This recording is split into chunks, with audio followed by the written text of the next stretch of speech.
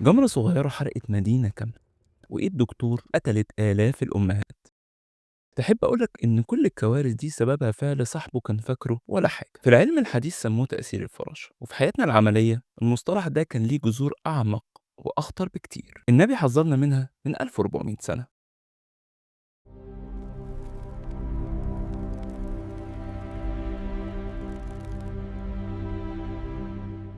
أهلا بيكم في جذور. هنعرف مع بعض ليه فراشة صغيرة ممكن تسبب كارثة.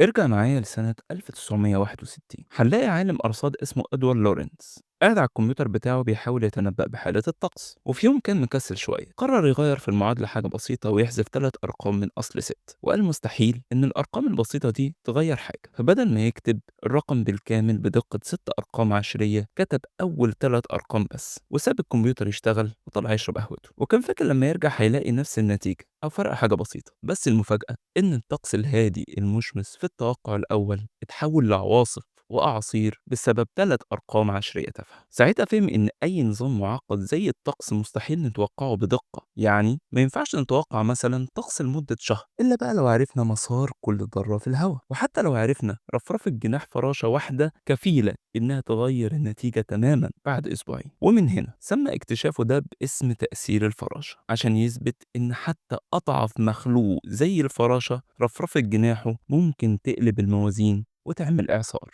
ولو بصينا للواقع هنلاقي إن في كوارث حصلت بسبب فعل صغير صاحبه افتكره إنه حاجة تافهة ملوش تأثير. في مدينة لندن القديمة سنة 1666، كان خباز الملك توماس خلص شغله في مخبزه وطلع ينام هو وبنته، وكان فاكر إن فرن مطفي. بس للأسف كان في جمرة صغيرة جدا لسه مولعة. الجمرة طارت على كومة حطب، وبلحظة المخبز كله كان مولع، والبيوت ساعتها كانت مصنوعة من الخشب والقش. ولما عمدة لندن شاف الوضع قال دي جمرة صغيرة ممكن أي ست تطفيها، وراح نام. ما كانش يعرف إن الجمرة الصغيرة دي ومع شوية هوا ورياح قوية هتسبب حريق يفضل 4 أيام مش عارفين يسيطروا عليه. والنتيجة 13,000 بيت اتحرق، و87 كنيسة وقعت، ومدينة كاملة اختفت، وقعدوا 50 سنة عشان يبنوها من تاني. بس تفتكروا القصة خلصت على كده؟ لأ، الفراشة كان ليها جناح تاني. لندن قبل الحريق كانت موبوءة بمرض الطاعون اللي كان بيقتل الآلاف. النار لما أكلت البيوت الخشب حرقت معاها الفئران ومصادر الوباء وطهرت المدينة تمام. فكانت النار هي المطهر اللي أنقذ لندن من الانقراض وبنى مدينة حديثة. يعني جمرة حرقت بس في نفس الوقت أنقذت، وده بالظبط اللي بنقول عليه رب ضارة نافعة. ومن لندن نروح على فيينا سنة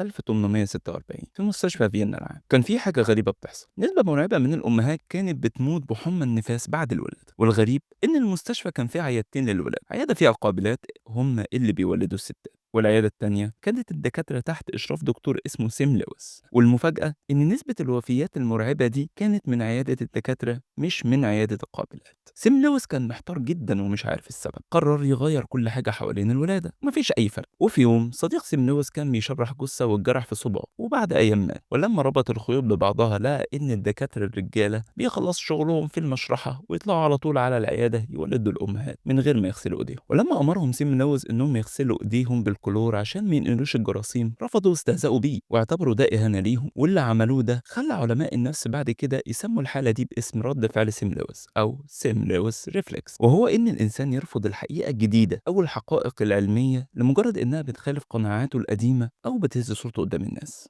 يعني أرواح أمهات راحت وأطفال اتيتمت بسبب دكتور كسل يغسل إيده وخاف على منظره.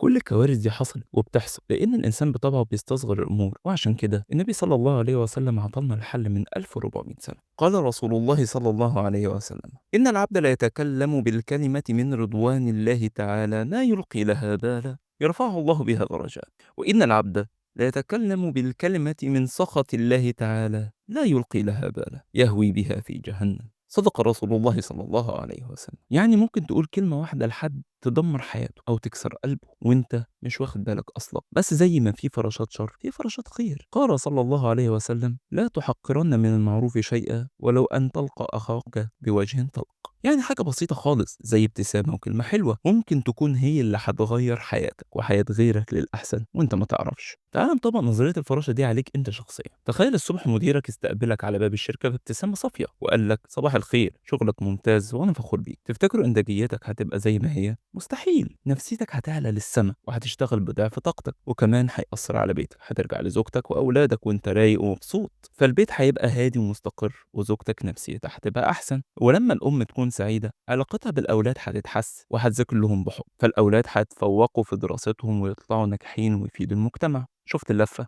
ابتسامة مدير في الشركة صنعت طالب متفوق، وهو ده تأثير الفراشة. والعكس صحيح تماما. لو مديرك قابلك بوش مكشر وقال لك مخصوم لك 4 أيام، هترجع البيت مش طايق حد، والنتيجة سلسلة من النكد والمشاكل ملهاش آخر. وكل ده عشان كلمة واحدة. وبعد كل ده ما تنساش إنك تاخد بالأسباب وبتسعى وتكون الفراشة اللي بترفرف بالخير. أما النتائج وتدبير الكون فدي بتاعت ربنا سبحانه وتعالى. ودي حكاية فكرة جديدة بتأكد لنا قبل ما نفكر في بكرة لازم نفهم امبارح الأول. ودلوقتي دورك انت، قول لنا في التعليقات موقف صغير كنت فاكره تافه وهو اللي غير حياتك للأحسن. ولو عجبك الفيديو ما تنساش تعمل لايك وتشترك في القناة وتفعل الجرس، عشان لسه في جذور حكايات كتير هنعرف أصلها مع بعض. نشوفكم الفيديو الجاي.